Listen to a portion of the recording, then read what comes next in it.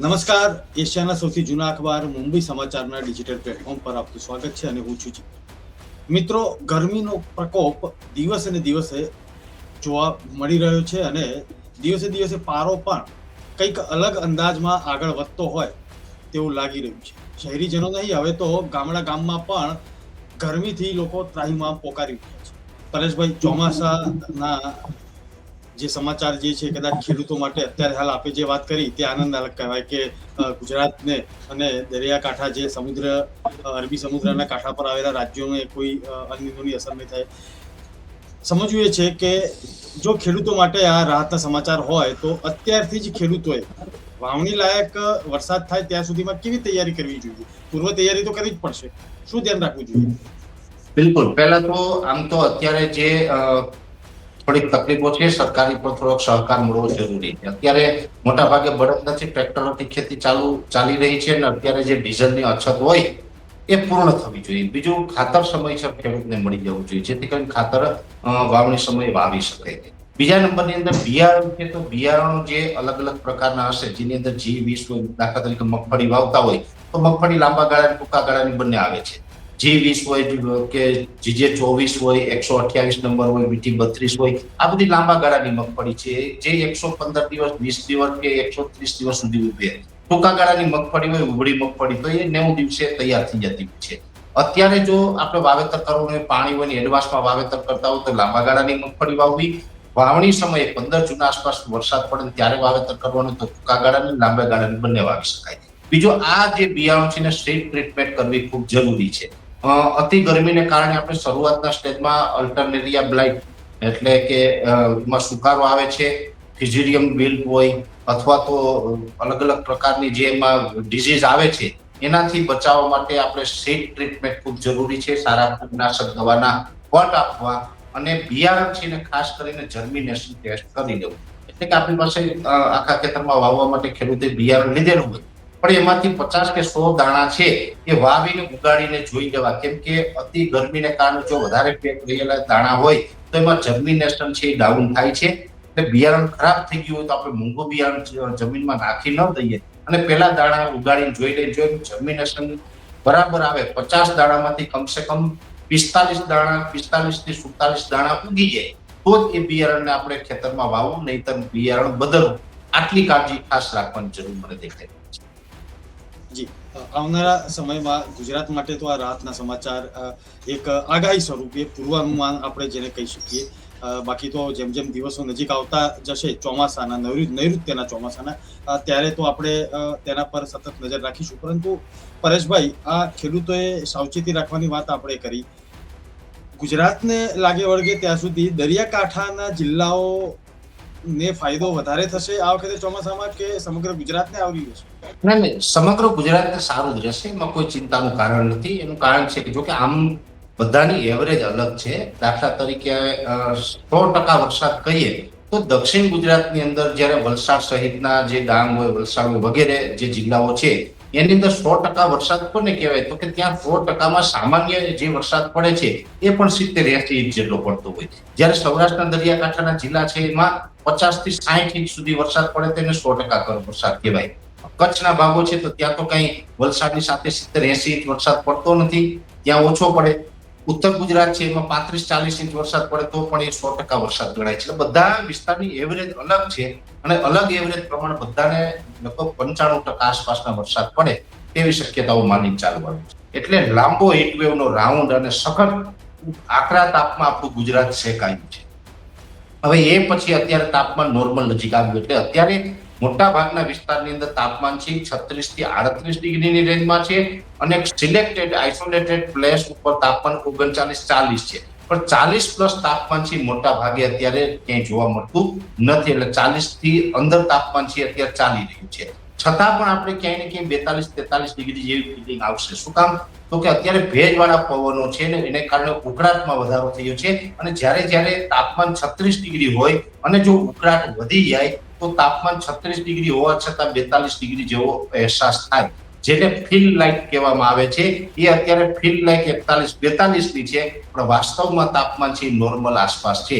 અને આ તાપમાન છે લગભગ જૂન મહિનાના પ્રથમ અઠવાડિયાથી પછી ડાઉન થવાનું ચાલુ થઈ જશે, એટલે તાપમાન ડાઉન થશે, પણ ઉકળાટ અને બફારો છે સંપૂર્ણ જૂન મહિનો એટલે કે 30 જૂન સુધી ચાલુ રહેશે.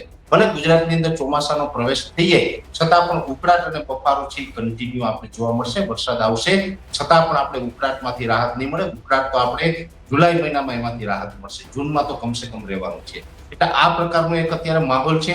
પ્રી મોન્સૂન એક્ટિવિટીની અંદર સૌરાષ્ટ્રના છૂટાછવાયા વિસ્તારમાં 20 તારીખથી લઈને આજ દિવસ સુધી સીમિત વિસ્તારમાં સામાન્ય ઝાપટા નોંધાયા છે. આ પ્રથમ પ્રી મોન્સૂન એક્ટિવિટીનો રાઉન્ડ હતો. બીજો પ્રી મોન્સૂન એક્ટિવિટીનો રાઉન્ડ છે 1 થી 8 જૂનમાં આવી રહ્યો છે. એમાં વિસ્તાર અને તીવ્રતા બંને વધી જવાના છે. આ વખતે તો ઠીક છે, સીમિત વિસ્તાર હતો, સૌરાષ્ટ્રના છૂટાછવાયા ગ્રામ્ય વિસ્તાર હતા, પણ જે 1 થી 8 જૂનમાં પ્રી મોન્સૂન એક્ટિવિટી થશે એ સૌરાષ્ટ્ર, કચ્છ, ઉત્તર ગુજરાત, મધ્ય ગુજરાત, દક્ષિણ ગુજરાત એમ લગભગ મોટા ભાગના વિસ્તારમાં હશે. જોકે એમાં કોઈ હેવી વરસાદ નહીં થાય, પણ છૂટાછવાયાથી મધ્યમ ભારે ઝાપટાઓ ચોક્કસથી નોંધાશે. એમાં વાવણી લાયક વરસાદ ન થાય એટલે ખેડૂતોએ વાવણી લાયક વરસાદ એમાં અપેક્ષા ન રાખવી, પણ ઝાપટાઓ છે ચોક્કસથી 1 થી 8 જૂનમાં જોવા મળી શકે છે. ચોમાસાનો પ્રવેશ ક્યારે? હવે જો ચોમાસાની વાત કરવા જઈએ તો ચોમાસું આમ તો ગુજરાતમાં તો નિયત સમયે જ આવશે, એટલે કે 15 જૂન આસપાસ. એમાં ઘણી વખત 24 કે 36 કલાક આગળ કે પાછળ થતું હોય, એમાં લાંબો ફરક ના હોય, પણ એ નિયત સમય આવશે. અત્યારે ચોમાસું છે એ સમય કરતા 4-5 દિવસ વહેલું ચાલી રહ્યું છે. હવે ખાસ કરીને હજુ કેરળની અંદર ચોમાસાના પ્રવેશની જાહેરાત IMD દ્વારા થઈ નથી, અને જ્યારે પણ કેરળમાં ચોમાસાનો પ્રવેશ થાય એટલે એની સંપૂર્ણ સત્તાવાર જાહેરાત કરવાનો અધિકાર છે સરકારી સંસ્થા છે IMD એટલે કે ઇન્ડિયન મિટિયોલોજી ડિપાર્ટમેન્ટ, જેને આપણે હવામાન વિભાગ કહીએ છીએ, એમની પાસે છે ને એ જાહેરાત કરશે. હવે જાહેરાત ક્યારે કરે જીગરભાઈ? એની અંદર મુખ્ય અમુક ક્રાઇટેરિયા છે. અમુક ક્રાઇટેરિયામાંથી 3 મહત્વના ક્રાઇટેરિયા છે ફૂલફિલ થાય તો આપણે ચોમાસું બેસી ગયું એની જાહેરાત થાય. હવે કેરળમાં ક્રાઇટેરિયા એવા છે કે પહેલા તો ત્યાં ટોટલ 14 સ્ટેશન છે, એના સેન્ટરો નક્કી કરવામાં આવેલા છે IMD દ્વારા, જેની અંદર તિરુવનંતપુરમ છે, તિરુવલ્લેલી છે, રામેશ્વરમ છે, એરણાકુલમ છે, કોચી છે વગેરે. એ 14 સેન્ટરમાંથી 50% કરતા વધારે સેન્ટરની અંદર સતત 2 દિવસ સુધી 2 મિલીમીટર કરતા વધારે વરસાદ પડવો જોઈએ. આ પ્રથમ ક્રાઇટેરિયો. બીજો ક્રાઇટેરિયો છે કે કેરળના દરિયાકાંઠે પશ્ચિમ દિશાનો પવન ફૂંકાવો જોઈએ અને પવનની ઝડપ મિનિમમ 35 કિલોમીટર પ્રતિ કલાક હોવી જોઈએ. ત્રીજો ક્રાઇટેરિયો છે OLR. OLR નું ફૂલ ફોર્મ થાય છે આઉટગોઈંગ લોંગ વેવ રેડિયેશન. હવે આઉટગોઈંગ લોંગ વેવ રેડિયેશન શું છે?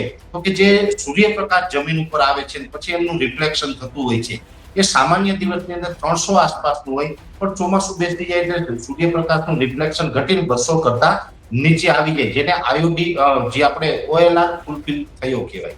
હવે અત્યારે આમ જોવા જઈએ તો જે 14 માંથી 50% કરતા વધારે સેન્ટરમાં વરસાદ પડવો જોઈએ કેરળમાં છેલ્લા 2-4 દિવસથી પડી રહ્યો છે, એટલે એક ક્રાઇટેરિયો ફૂલફિલ થઈ ગયું છે. બીજો ક્રાઇટેરિયો હોય OLR નો. OLR છે એ પણ આમ તો ફૂલફિલ થઈ ગયું છે, કેમ કે સ્વાભાવિક રીતે વરસાદ પડતો હોય, વાદળનો જમાવડો હોય એટલે પ્રકાશનું રિફ્લેક્શન છે એ ડાઉન થવાનું છે, એ થયું છે. એટલે એ 2 ક્રાઇટેરિયા ફૂલફિલ થયા છે. અત્યારે કોઈ ખૂટતું હોય તો એ છે પવનની ઝડપ. પવનની દિશા પશ્ચિમની હોવી જોઈએ એ જ છે, પણ ઝડપ 35 કિલોમીટર નથી, એટલે ગમે ત્યારે પણ 35 ની ઝડપ નોંધાઈ જશે એટલે ચોમાસાની જાહેરાત ત્યાં થઈ જશે અને ત્યાંથી ચોમાસું સમય કરતા વહેલું બેસી અને પછી આગળ ચાલશે એટલે ગુજરાત સુધી પહોંચવામાં આમ 15 દિવસ જેવો સમય લાગતો હોય. સામાન્ય રીતે કેરળની અંદર 1 જૂને ચોમાસું આવે છે અને 15 જૂને ગુજરાતમાં આવતું હોય. આ વર્ષે ભલે ત્યાં વહેલું આવી રહ્યું છે, પણ ગુજરાતની અંદર નિયત સમયે જ આવે એવું મારું વ્યક્તિગત અનુમાન છે. અને બીજી વાત એ પણ છે જીગરભાઈ કે આ વર્ષે કદાચ ભારતના ઉત્તર ભારતના ભાગો હોય, પૂર્વ ભારતના ભાગો હોય, એમાં ચોમાસું સામાન્ય અથવા થોડુંક નબળું રહી શકે, અમુક જગ્યાએ વધારે નબળું રહેશે. પણ અરબ સાગરને કાંઠે આવેલા જેટલા પણ રાજ્ય છે, જેની અંદર ગુજરાત, મહારાષ્ટ્ર, કોંકણ, ગોવા, કર્ણાટક અને કેરળ, આ બધા જે અરબ સાગરને કાંઠે આવેલા રાજ્ય છે ને એ તમામ રાજ્યમાં ચોમાસું સારું થશે. નબળું ચોમાસું નહીં થાય એટલે કોઈ ડરવાની કે ગભરાવાની જરૂર નથી, કેમ કે અલનીનો વગેરે વાતો ચાલી રહી છે. અલનીનો સ્વાભાવિક રીતે આ વર્ષે સક્રિય થવા જઈ રહ્યું છે. પ્રશાંત મહાસાગરનું તાપમાન ઊંચું જઈ રહ્યું છે, અલનીનો સક્રિય થશે. છતાં પણ ગુજરાત અને અરબ સાગરને કાંઠે આવેલા રાજ્યોમાં ચોમાસું સારું થશે. એનું બીજું ટેકનિકલ કારણ એ છે IOD પોઝિટિવ રહેવાનું છે. IOD એટલે કે ઇન્ડિયન ઓશન ડિપોઝિટ.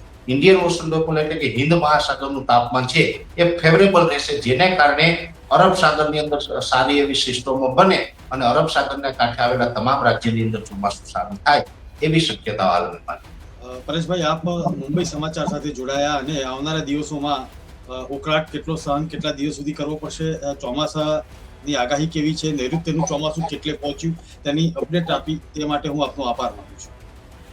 દર્શક મિત્રો, મુંબઈ સમાચારના તમામ ડિજિટલ પ્લેટફોર્મ્સ પર જઈને લાઇક, શેર અને સબસ્ક્રાઇબ કરવાનું ન ભૂલતા અને આ જ પ્રકારના સમાચારને શેર કરવાનું પણ ન ભૂલતા. જોતા રહો મુંબઈ સમાચાર. નમસ્કાર.